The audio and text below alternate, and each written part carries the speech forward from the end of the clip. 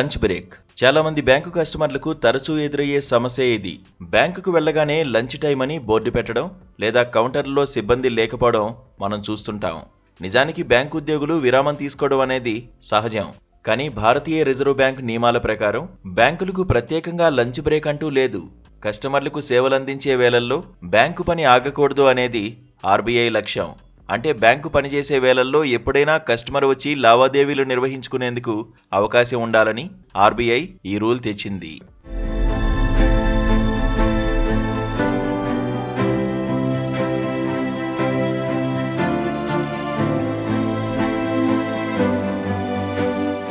ముఖ్యంగా బ్యాంకు ఉద్యోగులు ఎట్టి పరిస్థితుల్లోనూ ఒకేసారి లంచ్కు వెళ్లడానికి వీల్లేదు. ఒకేసారి అందరూ లంచ్కు వెళ్తే కస్టమర్లకు సేవలందించడానికి ఎవరూ ఉండరు.